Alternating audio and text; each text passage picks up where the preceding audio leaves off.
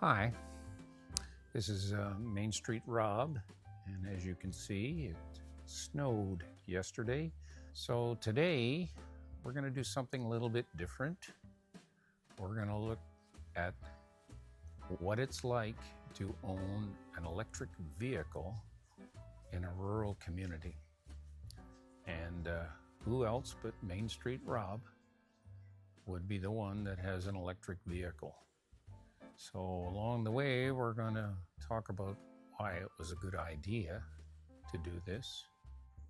So then I'm going to give you a little overview of what it's like to own an EV and maintain it a bit and charge it, and the kinds of driving that I do. And most of all, we're going to talk about some of those surprises that you experience with this new technology. Today was a really good example, and I'm going to talk about that in a few minutes. So bear with us. We're coming your way very short. So you probably heard the buzz, electric vehicles are the future. But what does that future look like in a place like this? You don't need gas stations, thankfully.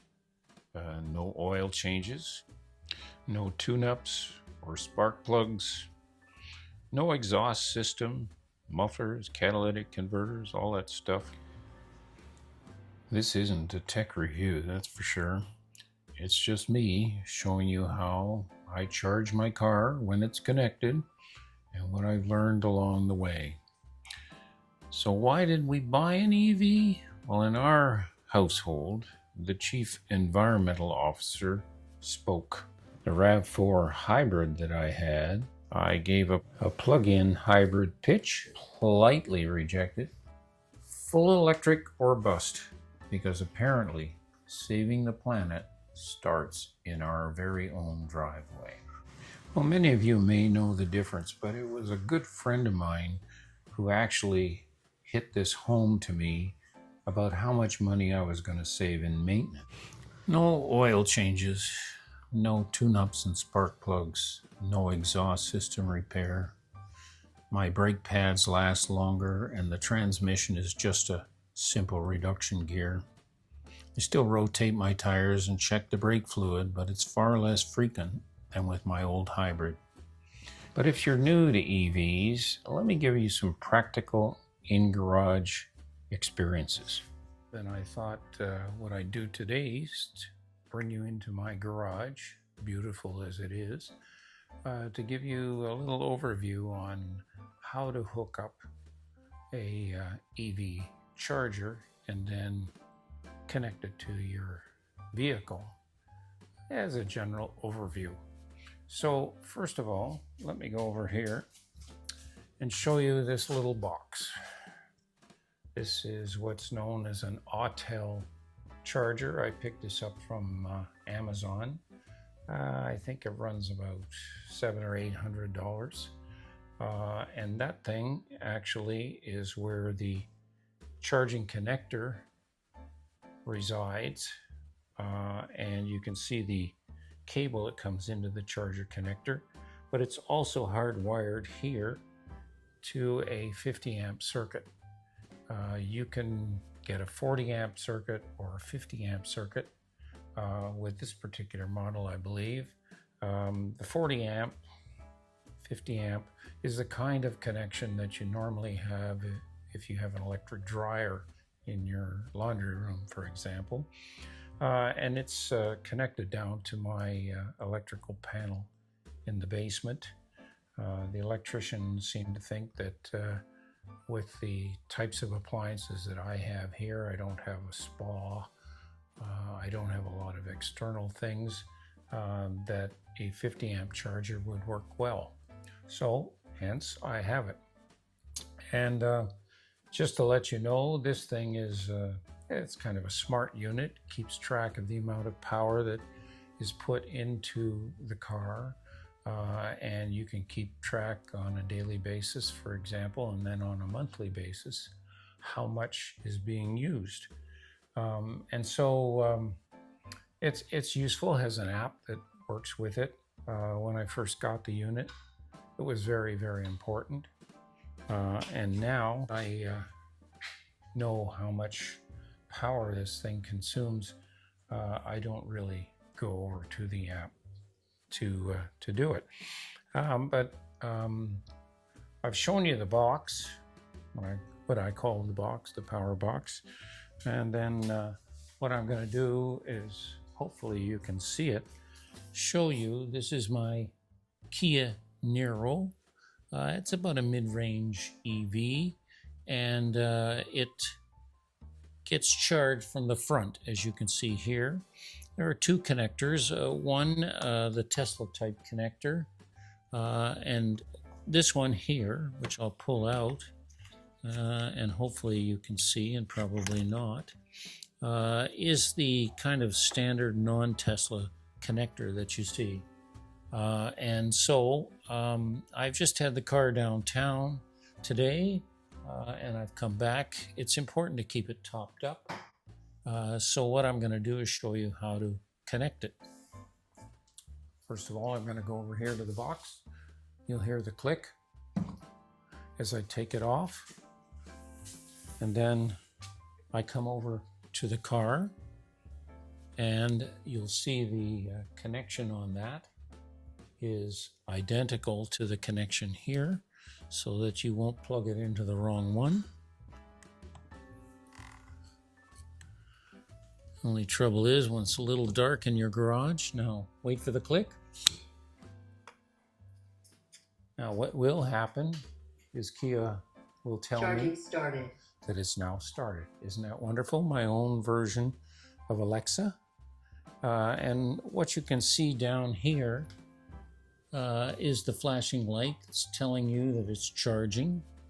And I would say it probably is about 50% charged at this point in time.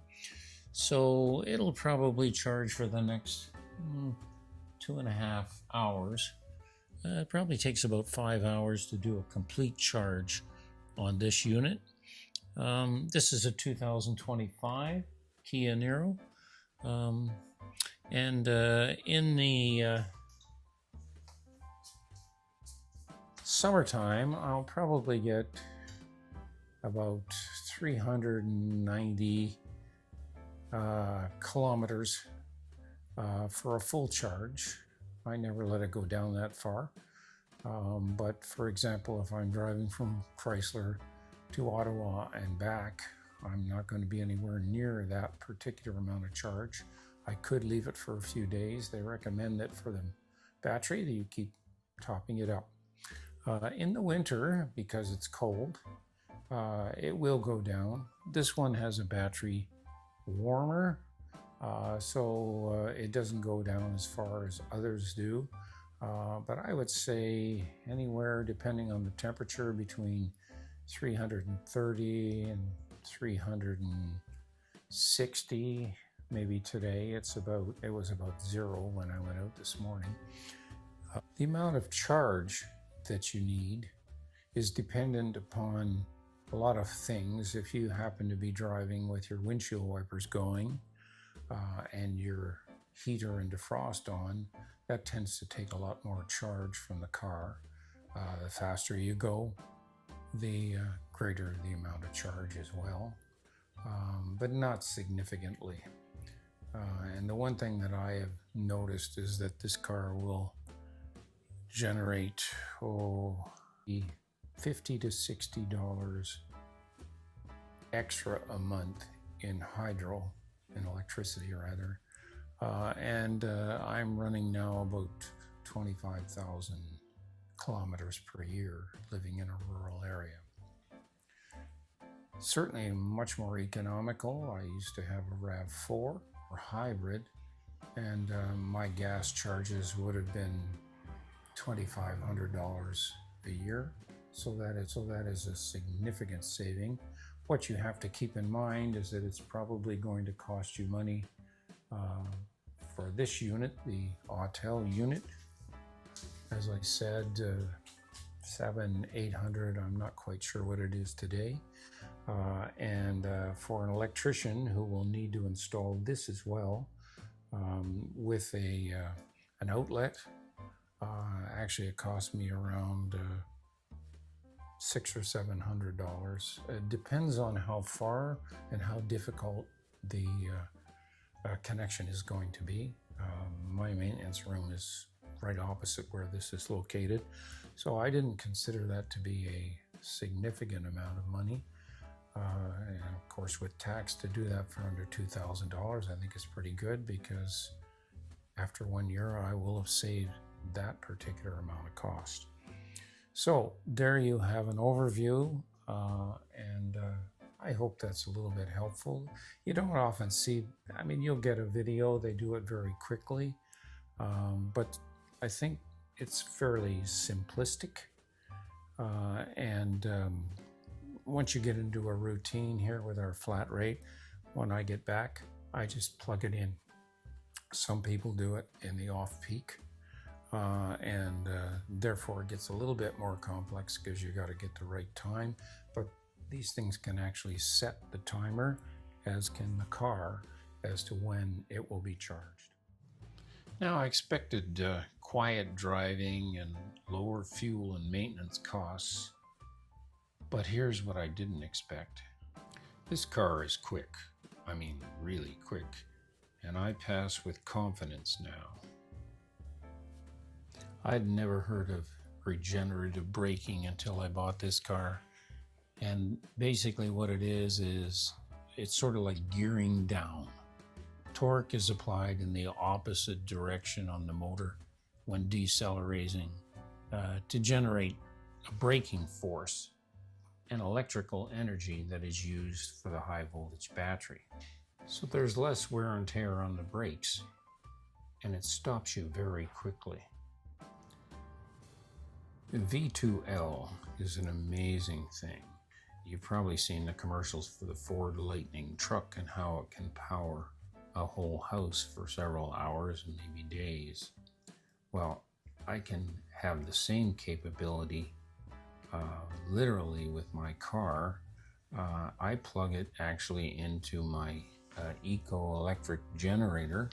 It's charged in less than an hour, and then I can keep a refrigerator and a freezer going for another 7 hours with that electric generator. There was no drain on the car, really, to speak of. It's not the Ford Lightning in terms of longevity for power, but it is an incredible thing, and it was wonderful, I guess, if you're camping or RVing. So here's another surprise that really got to me. The dealers really don't know this technology very well. I'll give you again an example. Today, I was coming home from Ottawa, driving along. All of a sudden, the car just starts driving very, very slowly and gives me an indicator that says limit 30 kilometers an hour. And I'm thinking, what is this? Just prior to that, my wife and I had sat in the Tim Hortons parking lot having a cup of coffee and a goodie. And the car was running. You don't hear it, of course, just keeps things warm because it was a cold day. So when we left, it was a real surprise to me. And so I phoned every Kia dealer in Ottawa to find out what the problem was. And guess what? Nobody knew. There was no one who knew.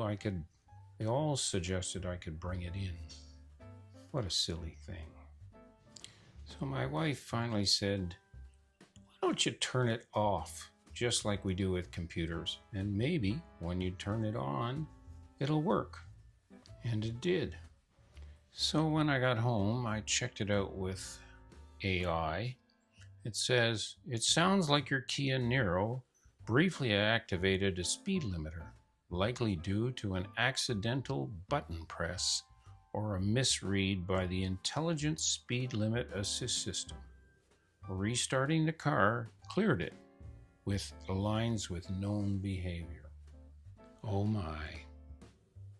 So here's a few tips for the rural resident. First of all, Get a 240 outlet and a connector. It'll probably cost you less than 2,000 bucks. Keep your battery topped up. Don't let it go below 20%. 80% is what they recommend. Dealers don't know everything, that's for sure. Range anxiety is real, but you will get over it. There are commercial outlets up there to kind of tide you over. And long trips are important, so you better plan them. Download and keep your user manual because it'll be in color.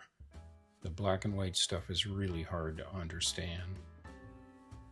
Make sure you assess your driving habits before you buy because a plug-in hybrid may do the job effectively. Some final tips. Make sure that you warm up your battery if you have that capability before you start. Moderate your driving, even though these cars go very fast. It may not be safe to go as fast as they go. And limit your fast charging, that is the direct current charging, the Tesla type charging. It can have a detrimental effect on your car. So lots of information I've given you, but let me just say these things about the experience I've had to share. The car is zippy. You'll still get some range anxiety. It's good for rural, but you better know your driving. Dealers are not particularly helpful on this new technology. And tire inflation is very important. So make sure when the climate changes, you adjust your tire inflation. And finally, it has a lower center of gravity, so it should ride more smoothly. So this is MainstreetRob. Just in closing here on EVs in a rural area. I'm just about to take my car down to Ottawa to get the snow tires put on. I hope you enjoyed this overview, what it's like to have an EV car in a rural area. This definitely is early for snow, but I'll have my snow tires on in time. I'm going to write an article on EVs in a rural setting on MainstreetRob.com. So if you felt this was a worthwhile video, you may want to go over there and check out the additional information that I'm going to write on that website. And incidentally, if you've had some experience with EVs in a rural setting, I'd be more than happy to hear from you. So please take the opportunity to let me know what your experience has been. Hope to see you soon for another village walk or village life.